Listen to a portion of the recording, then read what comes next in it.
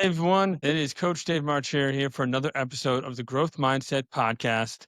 Thank you for joining here. Every week we have a new guest coming in, and of course, I'm your host, David March, author of the book Vision in Action, and looking to help other people understand more about entrepreneurship and help bring their vision into action. And we have today Mikael Dia. He is the founder of Funnel Analytics.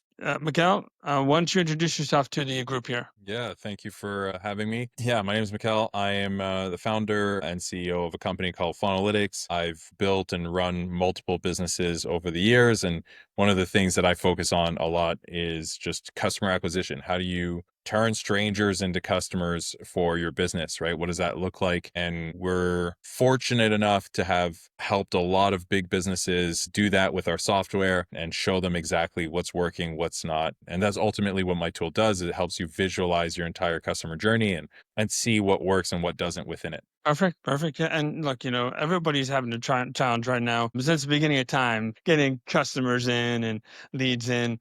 Do you have a particular secret sauce that you use to get all these people in to make the lead generation, or what? No real secret sauce. I mean, it's a really, at the end of the day, a numbers game. And to understand the numbers at the end of the day, your goal is to put your ad or your content or whatever in front of the right people and make sure that how much you spend to get it in front of those people costs you less than how much you make from those people. And basically, if you can architect that journey to make that happen, you'll win. But fundamentally, that's what it comes down to. That's the secret sauce: is can you spend money getting in front of people, but then be able to measure that that is actually driving actual customers, and those customers are, the value of those customers is greater than what you paid in order to get in front of those people. So as long as as long as those numbers make sense, then you can acquire customers. But that's the, like, minutia of it, is how do you make those numbers make sense? What do you need to think about? But ultimately, that is the fundamental equation that we want to strive towards. Yeah, we got to crack the code somehow, and that's Exactly. why you're here, right? To support that whole movement.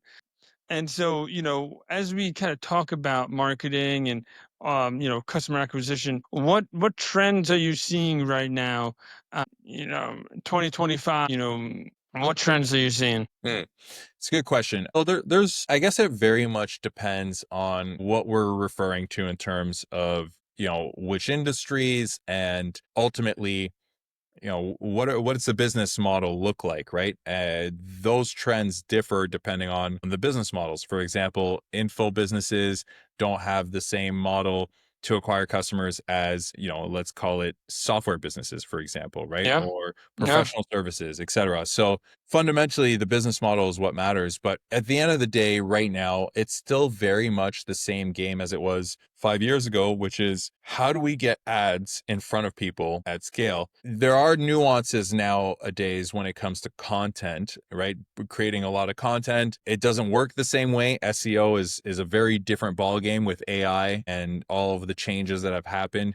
People are searching a lot less on Google and asking ChatGPT a lot more questions to get the answers. So there's a lot of nuances when it comes to the content side of things, but we're always looking at, how do we get in front of the people that we want to attract, whether that's through ads, through short form video, through long form video, through articles, newsletters. Those are all kind of the same similar mediums. And then when it comes to actually converting that traffic, it's still the same journeys. It's still the same. We need to turn the person from a, visitor into some sort of lead, capture their name and email. We've got to eventually be able to follow up with that person consistently and push them towards some sort of conversion mechanism. So whether it's a sales page, a webinar, something that's going to convert them from a lead to a actual customer, or at least add them to our sales pipeline, whatever, again, depending on the business model. But the fundamentals are still the same, right? The tactics come and go, but the fundamentals always stay the same.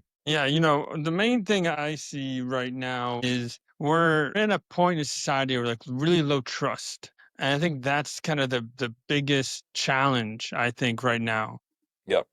is like, people aren't trusting really much of anything anymore. I mean, in the government, if there's an AI, is it real? Is it a clone? Like what, there's a whole lot of lack of trust, and that of course hurts business owners because it's at the speed of trust that business usually happens. So what can people do to increase those know, like, and trust factors so they can grow their business? The very first thing is founder-led content, right? Like at the end of the day, especially if you're just getting started in business and it's a new business, likelihood that you're start building something where the product or the service is brand new and so revolutionary, like a chat GPT, that people just flock to it, is really small, right? There's very few of those businesses. But what is true is that there will always be the opportunity for the founder to share their story, for the founder to explain why they started this business in the first place,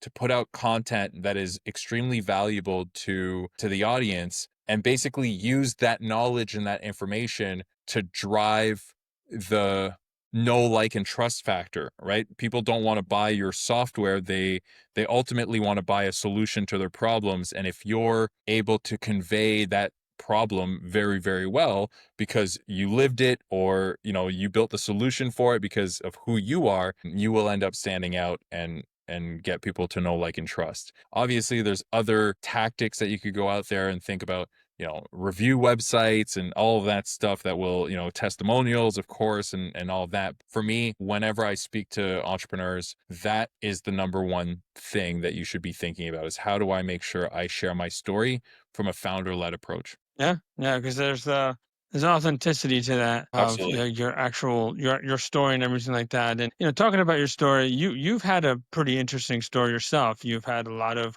businesses. This is your first business. You've had seven-figure businesses and such. Tell us more about that. Yeah, so I've started multiple businesses over the years, built multiple businesses, again using the skill set of customer acquisition to help us grow these businesses. So obviously I have Funnelytics, which is my software company. I've also was able to kind of build and scale a nutrition coaching business. I've sold millions of dollars worth of like my own coaching, not so much on the nutrition coaching side. I don't work out that much, to be honest, but on the kind of how to grow an agency and helping agencies, because one of my other businesses prior to me starting the software was an agency. So I figured out how to help businesses, and I built an agency doing that. And then of course I decided to build a software to help myself.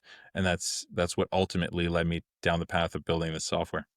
I'd like to get a little deeper in that. Sure. I think that you know it's almost par for the course to go through some kind of agency to get some kind of knowledge. But there's been times where even myself, looking to develop, looking to grow, looking to invest in my professional development, I've gotten people that aren't 100% ethical, or weren't really um the best. I can think about situations where I felt like I got slighted, and I didn't really get as much value as I originally thought. I think that uh personally, from a coaching perspective, there's a lot of coaches that get into the industry because it's a very low bar to entry. It's not like a lawyer or some kind of thing like that. With that being said and everything, what can you say to people so that they don't get burned and they don't become like another statistic of another bad coach or something like that? Mm. I think that's a tough one to kind of sit there and say, you don't get burned. I mean, why did you get burned in the first place? Like, what was the actual thing that happened that, you got burned in the first place? Was it that ultimately the coach lied about their skill set and lied about what they can actually achieve and do, and you didn't do your due diligence enough to know that, okay, well, this guy really hasn't done what he says he's done? If that's the case, then I mean, that's something that I would say you should probably do your due diligence, right? There's a lot of people out there who pull up a website and say they can coach you or they can help you. Where are the case studies? Where are the testimonials? The proof? That has to be, you know, top of mind. But I also think that it's important for you to understand expectations versus reality, right? If you have your own expectations in your head and the reality is different, who's to blame on that? Is that the coach, or is it the fact that you had these very specific expectations and you didn't communicate properly in terms of, this is the reality of the situation? So I don't like to blame others for something that ultimately is in my control. So in this particular case, yeah, it's hard to say, like, how do you prevent getting burned? Well, you've just got to know what you want and make sure you look for it specifically, right? That's really Yeah, what it's it comes down to at the not end. an easy question. I know it's not an easy question. That's why I said we're gonna get a little deep on this one. Yeah, yeah, no, please. um but yeah, I see that all the time, and I think that's I've been in coaching for about 10 years, and I've always loved it. I think it's a great field, but especially just with the simple fact that there's a low barrier to entry, and there's a lot of people that can claim that they're a coach and then they're not actually have that skill, because that is kind of a skill nowadays. And I think there's a lot of people just going around saying they're a coach nowadays, and no matter what it is, it's like you'll be like pizza coach. Yeah. You're like a Well, shoe coach. You can be there's a big anything difference coach. between a teacher and a coach, right? And Yeah, and I think and there's a difference between a mentor and a coach, and or an advisor and a coach. And the words themselves have very, very specific nuances yeah, that you need to be aware of. And a lot of times people think a coach and a consultant are the same thing, or a coach and a mentor are the same thing. But fundamentally they are not. And this is why you have to make sure that you know what you're looking for, right? Are you looking for somebody who's going to roll up their sleeves and get to work and do some stuff with you along the way? That may not be a coach. That may not be the same thing, right? So versus like a consultant who's actually going to do some stuff with you. And if that's your expectation, again, it goes back to expectation versus reality, then you will feel like you're getting burned, because that a coach is there to coach you, right? That's why you have basketball coaches. They're not the best players per se. Some of them yeah, never even played at a professional level, yet they're still able to coach. But certainly if you were to give them a basketball and say, "Hey, go show me what to do," that doesn't mean they can actually go and do it. yeah. No, it's a great point. I like what you're talking about in terms of knowing what you want and expectations and everything. And I think in marketing, that's so important too. I mean, how many times do people come up to you and say, "Hey, I see you do marketing. You have a marketing agency. Can you grow my business?" And it's like, Sure. What does that mean? Exactly. What does What that what mean? are you talking about?" Yeah, it's true. Lots of people think, "Oh, yeah, you're a marketing agency. You can wave your wand and solve the problem." A lot of times, the problem has nothing to do with marketing. The problem is your offer sucks. Your retention is terrible. You don't actually deliver the value that you promise. There's your operations are a disaster, and you have no team, or your team's all over the place. So many things that could be fall under grow my business versus can you help me generate more leads? Can you help me generate more customers? That's a very specific marketing function. But yeah, it's some people just don't know what they want really. Or Yeah, or you know what? You can't also blame them. A lot of times they don't know what they don't know, right? that's also So true. you sit there and you talk to them and you're like, "Oh, okay, you want me to grow your business?" And it's like, "Well, that's what they think they want." And I mean, yes, it's a byproduct of what they need, but then they think marketing is the solution because they don't know what they don't know, when in fact, it's a whole pricing issue that is the issue, right? It has no amount of marketing would solve the issue, because you're charging, $20,000 for something people will only pay $500 for, right? Like, there's nothing I could do on the marketing end to fix that if you don't fix that pricing issue. But if they don't know that that's the problem, they just think, well, we should just get more customers. Yeah, no, 100%, 100%. And I have a background in recruiting, and I used to get all the time people would just message me like, "Hey, can you get me a job?" Like, okay, Okay. cool. Do Yeah, you have yeah. any idea how this works? Here's this thing. You just go down the street and you see those two arches that have the yellow symbol. Yeah, Go in there and say the same thing. going Like, the same thing. Go, you want a job? Yeah, there, your Yeah, local McDonald's. get me a job. Yeah, sure, yeah. Go right in. See if Yeah, we yeah, got a job. exactly.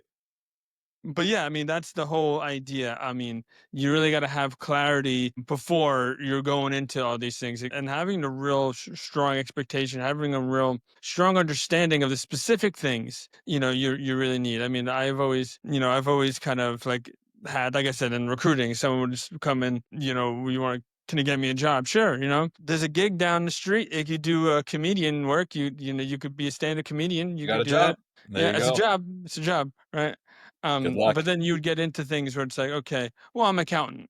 Okay, well, what kind of accountant are you? I don't really know. Well, I'm not here to really help you find out what you want to do as a recruiter. That's more of Exactly. a career coach. Yeah, yeah. If That's you it. if you if you have like a specific skill set, okay, you're a cost accountant. You want to specifically work with manufacturing companies because you need to understand the specific things that go into making that product and all the different costs. And you have to get really specific about all the different costs, being a cost accountant Yep, and all that kind of stuff. Okay, now we could talk, and yep, we understand, we're on the same page. You have a very specific skill, you have a particular type of company, all these different things. And that's so key, right? That's yeah, like we need to have. totally. Percent. Yeah. Yeah. So, as you like look at your journey, Mikael, what were some of the biggest challenges you had in growing analytics and Analytics.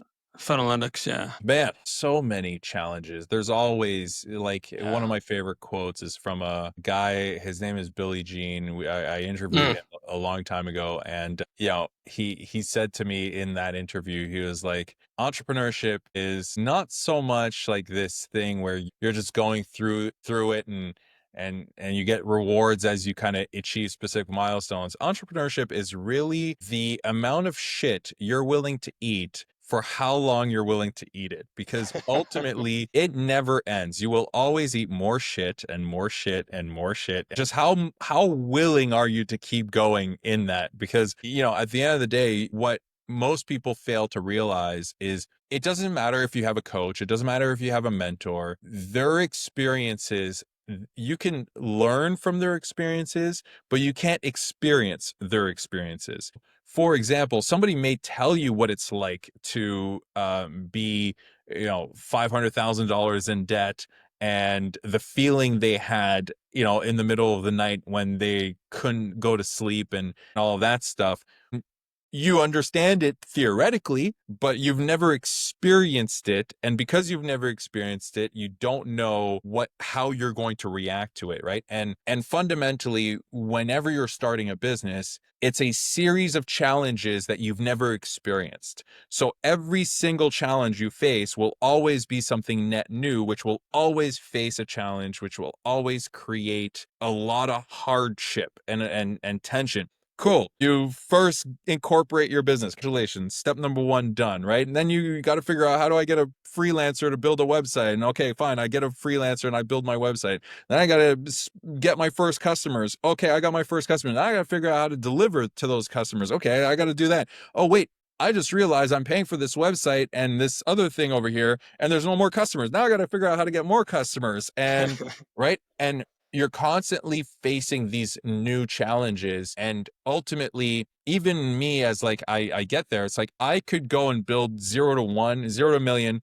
easily, because I've done it multiple times now, and I know exactly what those challenges are, and I know exactly what I'm going to face. Even getting to 10 million, I understand what those challenges are, but I've done it once. It's not like I've done it many, many times. So if I were to try to do it in a completely different industry, I'd face a whole lot new set of challenges. Now, all of that is to say that fundamentally, entrepreneurship is a challenge, period, always. And the biggest challenges are always going to be cash flow challenges. They're always the most stressful ones. When you are short on cash and there's bills coming up and you don't know what to do and you've got to figure out, like, how am I going to make that happen? Those are always probably the most mentally draining challenges.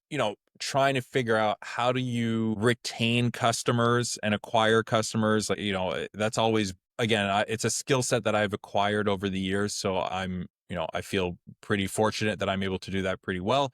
But those are always these kind of core challenges, right? And a lot of solopreneurs, people who are kind of at that self-employed stage, they're not true business owners.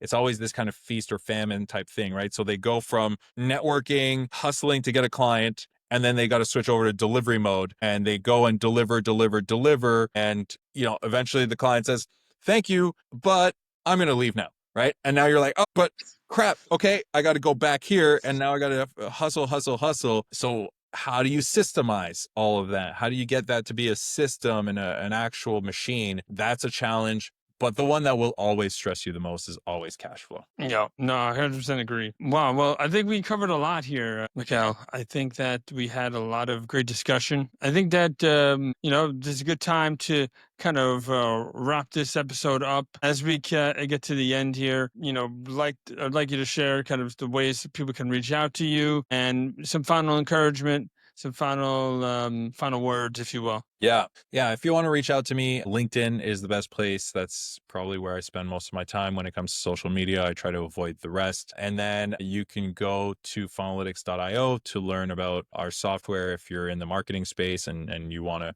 figure out how to acquire more customers. We do a lot of stuff there. And final words, I mean, I did talk a lot about how entrepreneurship is context of eating crap as much as possible. But at the end of the day, in my opinion, there's nothing more rewarding than solving those challenges, those problems, and kind of continuously leveling up, right? The one thing that I love about entrepreneurship is if you're the type of person who likes video games or, has that kind of mentality where you do something and it may be really hard, but once you beat it, you get on to the next level. Well, that's what entrepreneurship is. It's this constant game of leveling up. And there's nothing more rewarding than actually going through that process. Yeah, couldn't agree more. Couldn't agree more. Yeah, in some ways, it's the challenges that make it dissatisfying. If you didn't have those difficult challenges, you wouldn't feel the dopamine rush of, I did it.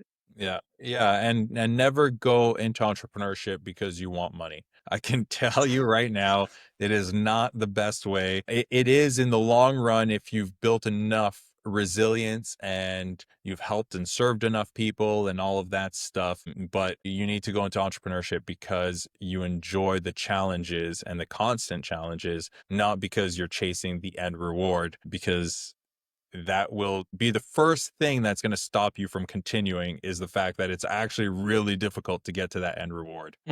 Yeah, I agree. I agree. Well, thanks so much for jumping on today. People learned a lot from your insights here.